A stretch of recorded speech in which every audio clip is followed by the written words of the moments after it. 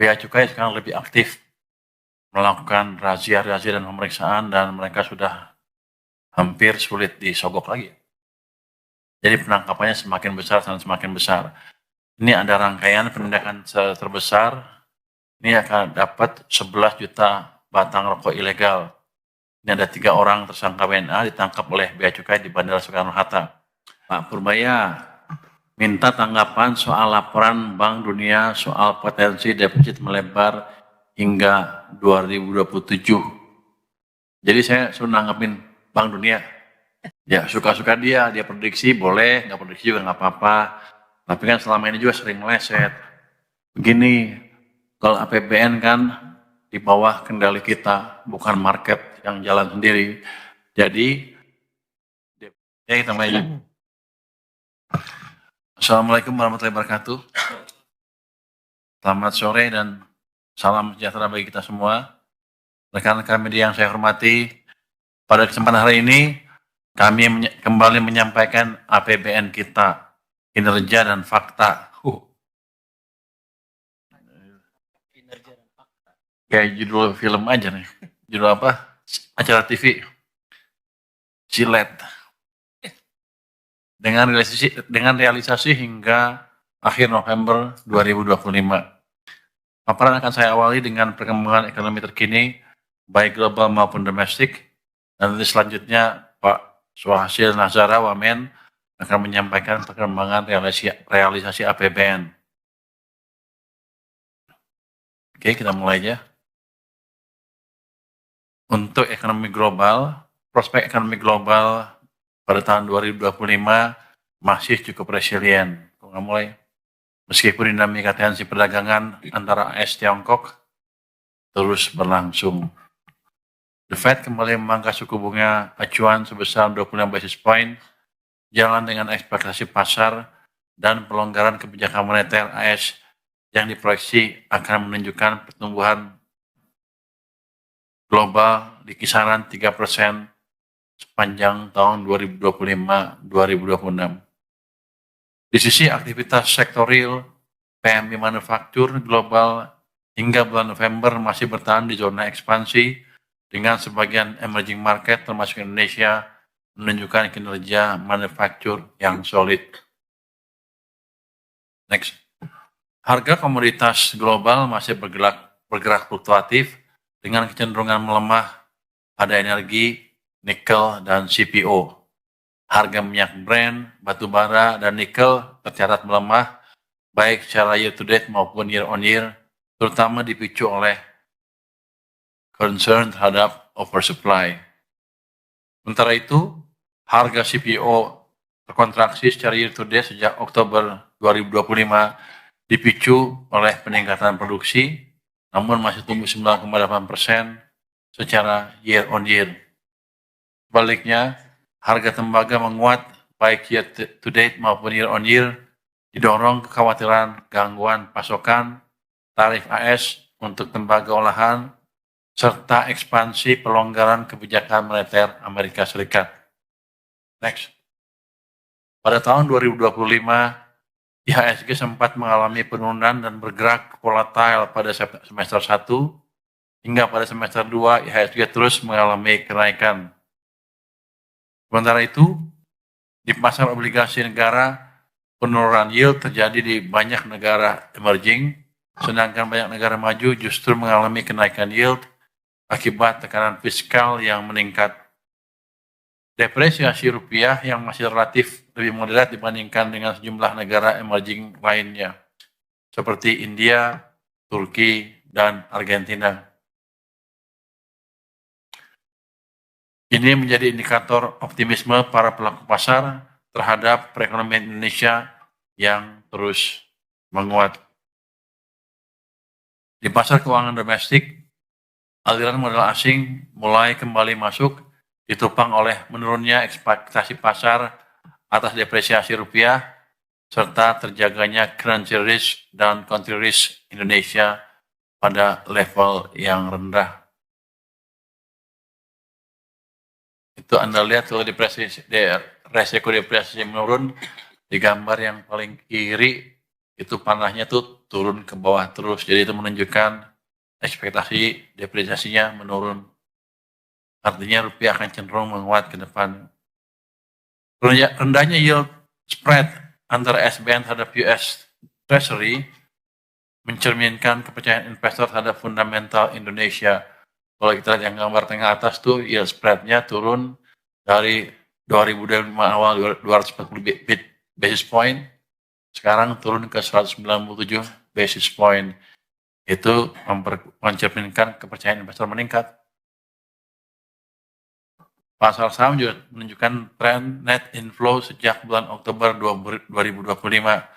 Sementara pasar SRBI dan SBN kembali mencatat inflow sejak memasuki bulan Desember. Kinerja IHSG yang ekspansif dan SBN yang positif mencerminkan keyakinan investor terhadap growth story Indonesia yang diperkuat dengan dukungan pemerintah melalui peran fiskal yang lebih aktif. Next. Oh, bisa balik sedikit.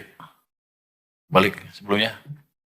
Ini saya tunjukkan tuh SBN yang di bawah kurva yang kanan bawahnya itu ada keterangan tuh SBN tadinya totalnya outflow tapi Desember sudah inflow 2,64 triliun, SRBI Desember sudah inflow 21,17 triliun, saham juga sekarang Desember sudah inflow 3,49 triliun. Jadi sepertinya ada perbalikan kepercayaan investor asing terhadap Indonesia. Jadi ini ya sebelumnya kan turun terus, jadi Desembernya udah balik, jadi kepercayaan kita sudah mulai menguat lagi. Oke, next.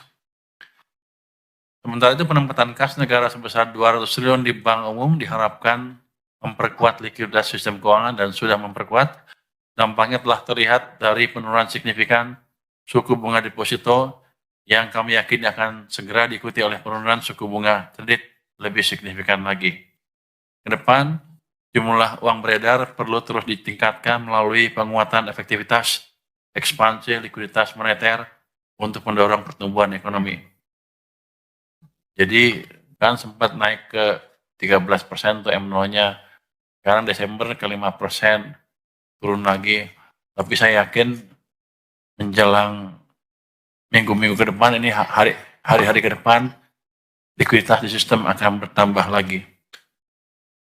Setelah kita koordinasi dengan bank sentral, jadi mungkin akan double digit lagi. Jadi likuiditas sistem akan membaik, ekonomi akan lebih membaik lagi ke depan. Jadi reaksi September, Oktober kemarin yang agak sedikit euforia akan kembali lagi ke sistem. Jadi prospek ekonomi kita ke depan akan semakin bagus lagi. Kami dengan bank sentral sekarang lebih dekat koordinasinya dibanding sebelum-sebelumnya. Seiring berjalannya waktu, transmisi kebijakan ini diharapkan semakin kuat sehingga penurunan suku bunga kredit dapat mendorong pembiayaan yang lebih efisien dan mempercepat aliran likuiditas ke sektor real. Surplus perdagangan Indonesia tetap berlanjut meskipun laju ekspor dan impor mulai melambat seiring merendahnya efek front loading. Secara kumulatif, surplus Januari sampai November meningkat signifikan dibanding periode yang sama tahun sebelumnya. Coba kalau Anda lihat gambar kiri bawah, neraca perdagangan kumulatif itu naiknya sebesar 32,3%. Jadi net impact dari perkembangan global ke kita malah membaik. Jadi global mendukung atau terus menopang recovery di ekonomi kita atau pertumbuhan ekonomi kita yang akan semakin cepat. Kinerja ekspor kumulatif Januari hingga November 2025 tetap solid dengan pertumbuhan 5,7% year on year, terutama ditopang komoditas bernilai tambah dan industri manufaktur seperti logam dasar, CPO, kimia dasar, dan semikonduktor. Impor juga tumbuh sehat, didorong kebutuhan barang modal berupa peralatan komunikasi dan komputer. Ini mengindikasikan aktivitas investasi dan prospek pertumbuhan ekonomi yang tetap terjaga. Ya. Sementara itu tingkat inflasi masih terjaga dalam kisaran yang ditetapkan yaitu 2,5 plus minus 1%. Inflasi inti masih bergerak stabil, menguat, mencerminkan tingkat permintaan yang masih tumbuh. Komponen administered price masih bergerak rendah, didukung kebijakan energi nasional yang akomodatif. Inflasi volatile food tetap terus diwaspadai meskipun sempat melambat di bulan November. Masuknya musim penghujan dan risiko bencana menjadi perhatian serius. Salah satu kebijakan yang dilakukan adalah memperkuat peran Bulog dan stabilisasi harga pangan serta sinergi kebijakan dengan Bank Indonesia ini terus diperkuat melalui TPID, TPIP untuk menjaga target inflasi. Sementara itu, penciptaan iklim investasi yang kondusif adalah kunci untuk pertumbuhan yang tinggi ke depannya. Satgas antar kementerian, lembaga, secara resmi meluncurkan kanal layanan aduan debottlenecking pada Selasa 16 Desember lalu. Berbagai isu masuk cakupan yang dapat dilaporkan diantaranya perizinan, perpajakan, lahan dan tata ruang, energi, infrastruktur, dan isu utama lainnya. Per hari ini sudah masuk 4 aduan atas isu pendanaan dan pembiayaan, penegakan hukum yang belum masuk pengadilan, lahan dan tata ruang, serta perizinan berusaha.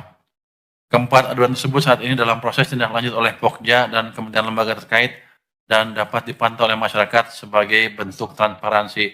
Jadi itu ada homepage-nya ya. Itu disebut lapor Satgas 2 PSP Go ID, Anda bisa cek di situ. Di situ ada dimasukkan, nanti Anda bisa lihat kasus yang masuk seperti apa, statusnya seperti apa. Senin targetnya akan disidangkan ya. Yang akan pimpin sidang itu untuk memastikan yang diadukan mulai bisa ditangani secara bertahap. Indikator konsumsi dan mobilitas seperti penjualan retail dan penjualan kendaraan bermotor tetap tumbuh dan mencerminkan daya beli yang terjaga dan optimisme masyarakat. Mobilitas ekonomi dan bisnis yang tercermin pada penjualan BBM, baik subsidi maupun non-subsidi, konsisten, ekspansif, dan memperkuat aktivitas perekonomian. Konsumsi listrik, rumah tangga, dan industri relatif stabil dengan peningkatan di konsumsi listrik bisnis. Di sisi produksi, aktivitas manufaktur bertahan di zona ekspansi, didukung kenaikan permintaan domestik, terutama menyambut momen Nataru, Imlek, serta Ramadan dan Idul Fitri yang jatuh pada kuartal 1 2026. Kalau Anda lihat gambar di sini, itu yang kiri atas, itu indeks penjualan retail, indeks penjualan real menguat. Itu sekarang posisinya tertinggi sepanjang tahun ini. Jadi kelihatannya masyarakat sudah agak pulih daya belinya dan sudah belanja lebih tinggi dari yang sebelumnya. Terus kalau Anda lihat yang bawahnya lagi, yang kanan bawah, PMI itu naik ke level yang tertinggi sepanjang tahun ini mungkin. Artinya produsen juga melihat permintaan naik sehingga mereka meningkatkan rencana produksinya. Itu utama. Jadi ekonomi kita kelihatannya sudah mulai ekspansi mungkin ke arah yang lebih cepat lagi ke depannya. Realisasi asumsi dasar ekonomi makro 2025 hingga November 2025 mencerminkan fondasi ekonomi yang tetap solid. Pertumbuhan ekonomi diproyeksikan tetap kuat dan on track, mendukung target pertumbuhan 2025 sebesar 5,2%. Daya beli masyarakat mendukung konsumsi dengan stimulus ekonomi dan belanja sosial. Investasi tetap positif, diperkuat adanya upaya debottlenecking. Sementara itu, realisasi program prioritas pemerintah antara lain perumahan, KDMP, dan MBG masih cukup baik. Belanja negara dipastikan ekspansif dan akseleratif. Surplus neraca perdagangan dipertahankan melalui ekspor, produksi, dan ekspor produk hilirisasi. Penempatan dana pemerintah juga sudah bisa menurunkan suku bunga. Dari sisi risiko, dampak bencana akan dimitigasi dengan baik agar target pertumbuhan 2025 tetap on track. Inflasi berada pada level rendah dan terkendali. Sementara itu, stabilitas nilai tukar rupiah dan penurunan yield SBN mencerminkan ketahanan sektor keuangan domestik. Dalam aspek migas, dinamika harga minyak global dan upaya optimalisasi lifting migas melalui peningkatan investasi dan teknologi menjadi penopang kesinambungan kinerja sektor energi dan ketahanan fiskal ke depan.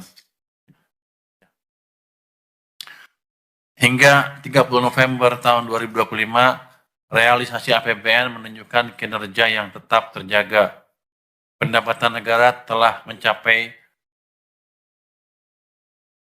2.351,5 triliun rupiah atau 82,1% dari outlook, dengan penerimaan perpajakan tetap menjadi kontributor utama. Di sisi belanja, realisasi belanja negara mencapai 2.911,8 triliun rupiah atau 82,5% dari outlook. Ini mencerminkan belanja pemerintah yang terus diarahkan untuk menjaga momentum pertumbuhan ekonomi dan mendukung program prioritas. Dengan perkembangan tersebut, defisit APBN tercatat sebesar 560,3 triliun rupiah atau 2,35% terhadap PDB. Ini masih dalam batas yang terkelola dan sesuai dengan desain APBN kita. Sementara itu, keseimbangan primer mencatat defisit sebesar 82,2 triliun rupiah. Ini menunjukkan pengelolaan fiskal yang tetap prudent di tengah berbagai tantangan global. Nanti sebelum kita serahkan ke Paswa, ini pasti teman-teman nanya pajak gimana sih, apa yang kita perbaiki di pajak. Pajak untuk Kortek sudah bisa kita perbaiki dan sekarang sudah berjalan dengan baik, tapi tetap aja mungkin ke depan akan kita perbaiki kalau ada ketidaksempurnaan yang ada. Tapi kemarin kita sudah tes dengan berapa? 60.000 orang login sekaligus di Kortek dan Korteknya bisa berjalan dengan baik. Jadi kita perbaiki terus sistem digital perpajakan kita. Saya harap tahun depan kita akan lebih efisien dalam pengumpulan pajak dengan target yang bisa lebih tinggi lagi. Ada satu lagi yang ingin saya update sebelum masuk ke Paswa hasil, yaitu kepabeanan dan cukai. Bea Cukai sekarang lebih aktif melakukan razia dan pemeriksaan, dan mereka sudah hampir sulit disogok lagi. Jadi penangkapannya semakin besar dan semakin besar. Ini ada rangkaian penindakan terbesar. Ini akan dapat 11 juta batang rokok ilegal. Ini ada 3 orang tersangka WNA ditangkap oleh Bea Cukai di Bandara Soekarno-Hatta. Jadi pada tanggal 11 Desember 2025, Bea Cukai Atambua bersama Kanwil Bea Cukai Bali, NTB, dan NTT bersinergi dengan Imigrasi Atambua, Polres Belu, dan Polres Timur Tengah Utara telah melakukan penindakan terhadap peredaran barang cukai kena rokok berupa rokok ilegal dengan jumlah 11 juta tadi, 11 juta batang. Penindakan ini merupakan hasil kerja intelijen dan tindak lanjut atas informasi masyarakat terkait dugaan peredaran rokok ilegal di wilayah perbatasan. Berdasarkan hasil pengembangan, petugas menemukan lokasi penimbunan lain berupa gudang di Kamenveru, Kabupaten Timur Tengah Utara. Dari gudang itu terdapat 1.100 karton rokok merek Marlboro dan Marlboro Gold yang diduga dilekati pita cukai palsu. Sebelumnya terdapat diamankan juga 138.160 batang rokok ilegal. Total keseluruhan barang bukti dari rangkaian penindakan ini mencapai kurang lebih 11 juta batang rokok ilegal. Dalam pengembangan kasus ini, PPNS DJBC menetapkan 3 orang warga negara asing atau WNA sebagai tersangka. Penangkapan dilakukan secara sinergis di boarding lounge keberangkatan luar negeri Bandara Soekarno-Hatta saat ketiganya akan meninggalkan Indonesia. Saat ini ketiga tersangka telah dilakukan penahanan di Rutan Salemba cabang kantor pusat DJBC, serta telah dilakukan koordinasi dengan kedutaan besar negaranya di Indonesia ya. Jadi ke depan hal-hal seperti ini akan semakin ditingkatkan dan saya yakin hasilnya akan semakin besar lagi. Pak Dirjen, ada tambahan? Ada tambahan nggak?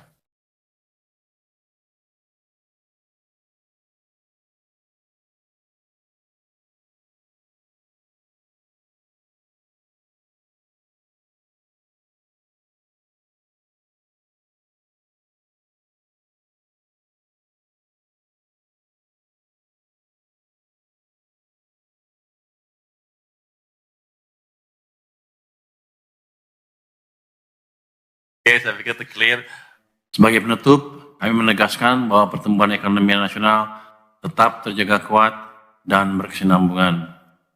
Kinerja positif berbagai sektor, percepatan belanja negara, serta optimalisasi penerimaan terus kami dorong untuk menjaga ruang fiskal yang sehat dan responsif. APBN akan terus kami kelola sebagai instrumen utama stabilisasi dan akselerasi pertumbuhan. Memastikan program-program prioritas berjalan efektif sekaligus memperkuat perlindungan masyarakat. Di tengah tambahan kebutuhan belanja akhir tahun, termasuk penanganan bencana di Sumatera, APBN tetap berada dalam kondisi yang manageable, sehat, dan adaptif. Demikian update kami untuk APBN di bulan sampai November ya, di bulan Desember 2025. Terima kasih. Sekarang kita masuk sesi tanya jawab ya. Karena udah ada di sini, saya langsung jawab. Untuk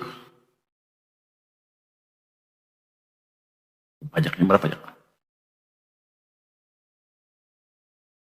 Oh saya. Untuk Menteri Keuangan dulu ya, Pak Purbaya minta tanggapan soal laporan Bank Dunia soal potensi defisit melebar hingga 2027 dari Ibnu Bloomberg Technos. Ada orangnya? Ibnu mana? Oh itu orangnya Ibnu namanya. Jadi saya suruh nanggepin Bank Dunia. Ya suka-suka dia prediksi boleh, nggak prediksi juga nggak apa-apa. Tapi kan selama ini juga sering meleset. Begini, kalau APBN kan di bawah kendali kita, bukan market yang jalan sendiri.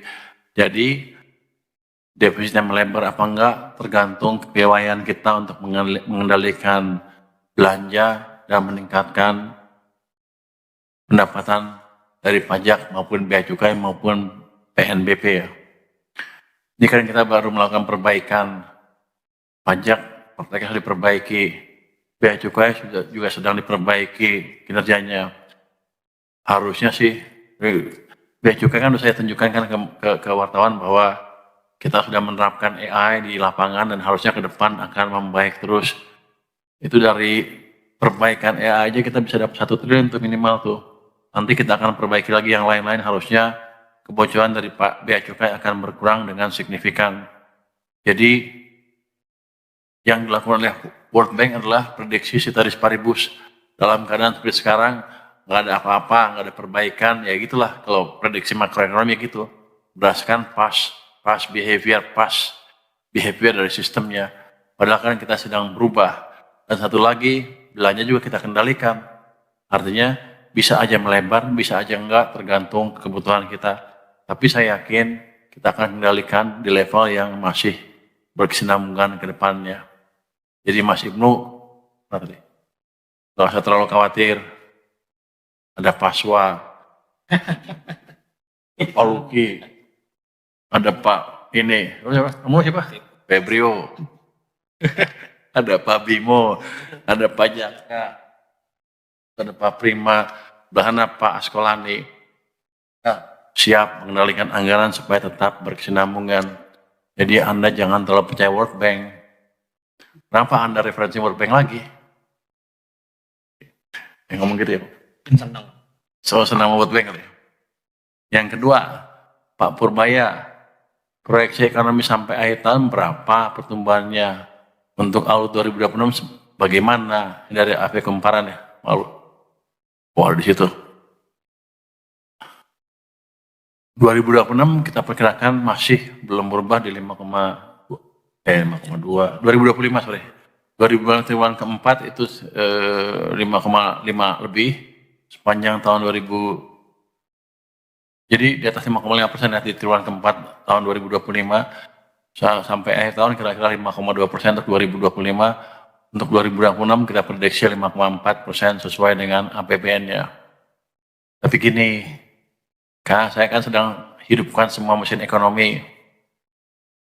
Fiskal udah mulai jalan, moneter udah semakin sinkron, iklim investasi akan diperbaiki. Saya tetap melihat 6% bukan angka yang mustahil untuk tahun 2020 walaupun asumsi kita di 5,4%. Yang ketiga, Pak Purbaya, dengan banyaknya program KL yang meleset di tahun ini, apakah ada penyesuaian atau merubah anggaran di tahun depan dari tiap kontan? Meleset apa ya? Melesetnya apa? Maksudnya meleset apa? Tahun ini? Ya, meleset dikit kali ya. Tapi karena ada penyesuaian yang diperlukan untuk macam-macam kebijakan kita ya. Tapi enggak bila kita bilang meleset, bahkan akhir tahun ini belanjanya semakin giat tuh kementerian lembaganya. Artinya mereka sudah lebih siap untuk membelanjakan anggarannya tahun depan. Jadi kita nggak ngubah APBN-nya berdasarkan apa yang ada sekarang. Saya pikir mereka sudah lebih siap dibanding sebelum-sebelumnya. Nah, terus terang kita agak keteteran tuh. Karena mereka minta duit terus. Jadi kita agak kendalikan sedikit. Jadi dari situ menunjukkan bahwa mereka lebih siap dibanding sebelumnya. Apalagi mereka takut kalau nggak bisa belanja, saya potong anggarannya. Jadi tahun depan mereka pasti akan lebih baik. Jadi kita belum adjust APBN yang ada sekarang. Yang keempat, Pak Menkyu, Satgas P2SP Pokja di Batageng sudah menampung berapa banyak pengaduan dari pelaku terkait apa saja bagian langkah Pokja setelah ini. Jadi sejak 2 hari launching sudah ada 4 pengaduan dari pelaku di berbagai bisnis ya. Isunya adalah pembiayaan, perizinan, perdagangan. Langkahnya apa? Senin bisa. Senin depan akan kita mulai panggil yang ngadu dan yang terlibat pemerintahnya ya. Kita adukan dua sisi dan kita akan pecahkan masalahnya secepatnya. Jadi di situ nanti saya akan ikut sidang ya, mimpin sidang gue ya. Kita akan mimpin sidang di situ. Ya pengadilan lah, pengadilan kecil supaya itu beres. Kan saya sudah bilang, saya udah sebagai hakim saya tingkatnya udah tinggi, udah setingkat Abu Nawas. Pernah cerita itu kan, tapi memang betul-betul. Jadi kita akan seriusin. Ini langkah pertama untuk melihat kendala real yang dihadapi oleh pelaku bisnis dan kita deteksi sekaligus problem regulasi apa yang bisa kita perbaiki. Terus kelima, Pak Menkyu, mohon update sudah berapa tunggakan pajak dari 200 WP terbesar yang berhasil ditagih hingga hari ini dari Lola DDTC. Berapa? 14, 15? Berapa triliun? Sudah ada 13, sebentar Bapak. 13,44 triliun Bapak. Jadi 13,44 triliun dari 60 ya? Iya, jadi kalau relatif dibanding 30 November itu ada kenaikan pembayar pajak yang membayar ataupun mengangsur dari 109 ke 120 Bapak di posisi per 15 Desember. Kalau dari angka naik. Jadi gini, itu sebagian cicil, sebagiannya masih minta diskusi lah. Tapi yang jelas target 60T pasti lambat laun akan tercapai. Mereka tahu kita serius ngejar itu. Yang ke-6, Pak Menkyu, berapa outlook defisit APBN 2025 terkini? Apa masih sesuai outlook 2,78 PDB atau lebih lebar? Ini masih kita hitung kan angka masih bergerak terus. Kalau kita lihat sih kira-kira masih di dalam perkiraan kita semula. Jadi belum terlalu bergerak dari perkiraan yang pernah Anda pernah dengar sebelumnya. Mungkin itu dari saya.